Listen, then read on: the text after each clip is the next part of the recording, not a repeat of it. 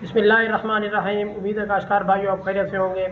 तिल की फसल में 20 से 25 मन फ़ी एकड़ पैदावार लेने के लिए ये लाजमी होता है कि आप कीड़ों को वक्त पर कंट्रोल करें और उसके अलावा जितनी भी बीमारियां उसके ऊपर अटैक करती हैं, जितनी भी बीमारियां उसको लगती हैं, उनको वक्त पर कंट्रोल करें।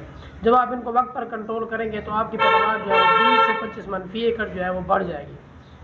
तो उसके लिए आज हम तफसीली बात कर रहे होंगे। अगर आपने हमारे चैनल को सब्सक्राइब नहीं किया तो हमारे चैनल को सब्सक्राइब कर दें और बेल के बटन को दबा दें ताकि फसलों के मुतालिक तमाम वीडियोज़ आप तक बर वक्त पहुँच सकें। काश्तकार भाइयों, सबसे पहले ज़मीन की तैयारी की बात करें तो ज़मीन की तैयारी के दौरान खादें सबसे ज़्यादा इंपॉर्टेंट होती हैं। ज़मीन आपकी बहुत अच्छी तरीके से हमवार होनी चाहिए, लेज़र लेवल होनी चाहिए। और उसके अलावा दूसरी बात यह है कि ज़मीन आपकी पक्के वाट की ज़मीन ना हो, ऐसी ज़मीन ना हो जिसके ऊपर जो है वो पानी 24 से 48 घंटे तक ठहर जाए, क्योंकि जब पानी ठहरता है तो उससे पौधे मुरझा जाते हैं। तिल की फसल के जब पौधे मुरझाते हैं तो उनका और इसके अलावा कोई हल नहीं होता। तो आपने क्या करना है, आपने ऐसी ज़मीन पे यानी कि जहाँ आपने गंदम काश की हो, गंदम की काश के बाद आपने तिल की फसल जो है वो काश करनी है। जो रेतली ज़मीन हो, ज़्यादा पक्के वट की ज़मीन ना हो, पानी की उसकी निकासी अच्छी हो। जब पानी की निकासी अच्छी होगी तो उसमें पानी जो है वो नहीं ठहरेगा।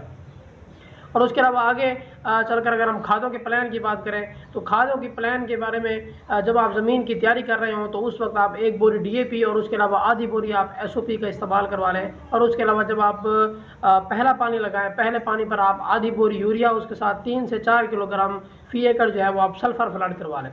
और उसके अलावा जब आप दूसरा पानी लगाएं, दूसरे पानी पर भी आप आधी बोरी यूरिया का इस्तेमाल करें और आधी बोरी यूरिया के साथ आप दोबारा 3 से 4 किलोग्राम फ़ी एकड़ सल्फ़र का इस्तेमाल करवाएं। जब आप सल्फ़र का इस्तेमाल करवाते हैं तो सल्फ़र से जितने भी तेलदार अजनास होती हैं, जितने भी ऑयल सीड क्रॉप्स होती हैं, उनको बहुत ज़्यादा फ़ायदा होता है।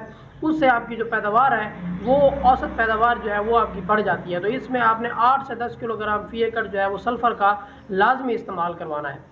और उसके अलावा आपने ये एहतियात लाजमी करनी है, ये एहतियात सबसे ज़रूरी है। जब आप बीज का छट्टा दे रहे हो तो बीज का छट्टा देते वक्त आपको चाहिए कि आप उसको किसी भी फंजीसाइड के साथ मिक्स करवा कर उसको जो है वो फंजीसाइड के साथ उसको ट्रीट करवाएं।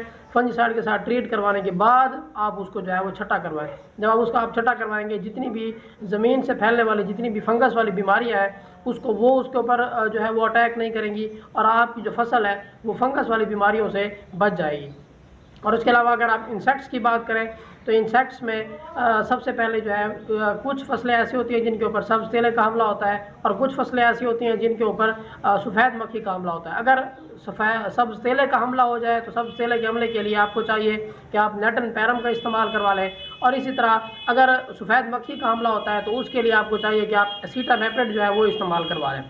तो अगर कुछ फसलें ऐसी हैं जिनके ऊपर सफ़ेद मक्खी का हमला भी होता है और उसके अलावा सब्ज़ तेले का हमला भी होता है, तो अगर इन दोनों का हमला होता है तो उसके अलावा उसके लिए आपको चाहिए कि आप फ्लूनिकामिड जहर का इस्तेमाल करवा रहे हैं। ऊलाला आपको ICI कंपनी जो है वो ये प्रोडक्ट दे रही होती है।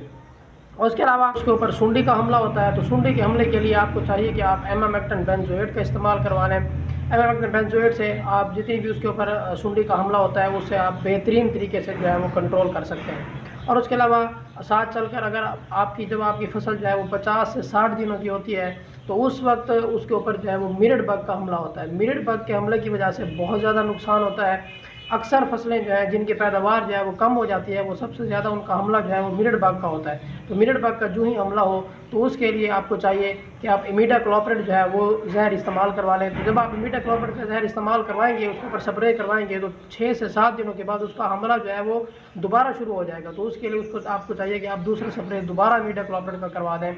ये उस वक्त होता है जब आपकी फसल जो है वो फूल निकाल रही होती है और उससे ही सबसे ज़्यादा जो है वो नुकसान होता है। तो उससे लिए आपको चाहिए कि आप वक्त पर जो है वो मिरड बग को कंट्रोल कर लें। जब आप वक्त पर मिरड बग को कंट्रोल कर लेंगे तो उससे आपकी जितनी भी जो है वो पैदावार कम होनी होती है मिरड बग से, तो उससे आपकी जो है वो छुटकारा हासिल कर लेंगे आप। और उसके अलावा कुछ फसलें ऐसी होती हैं जिनके ऊपर दीमक का हमला होता है। तो दीमक के हमले को कंट्रोल करने के लिए आपको चाहिए कि आप क्लोरपायरीफास जो है वो फ्लड करवा लें। क्लोरपायरीफास के फ्लड करवाने से जितनी भी रूट रॉट या इसके अलावा जितनी भी दीमक वाली बीमारियां हैं तो उससे आप जो है वो छुटकारा हासिल कर सकेंगे। तो इन बीमारियों को जहन में रख के, उनके साथ ही उनके स्प्रे को जहन में रख के और इसके अलावा जितने भी इंसेक्ट्स उसके ऊपर हमला करते हैं, इन तमाम को जहन में रख के जब आप इनके स्प्रे जो है वो टाइम पे करवा देंगे तो उससे आपकी जो है वो पैदावार बेहतरीन हो सकती है। और उसके अलावा आपको ये भी बताते चलें कि जब आपकी फसल के ऊपर सफ़ेद मक्खी का हमला ज़्यादा होता है या मिरड बग का हमला ज़्यादा होता है तो उससे फ्लाउडी की बीमारी फैल जाती है। ऐसा लगता है जैसे ऊपर फूल बना हुआ हो, पत्तियाँ जो है वो इकट्ठी हो जाती हैं, उनके ऊपर जो है वो फ्रूटिंग नहीं होती, तो उससे बहुत ज़्यादा जो है वो नुकसान होता है। उम्मीद है आपको वीडियो समझ आ गई होगी। अपना ख्याल रखिएगा। अल्लाह हाफिज़।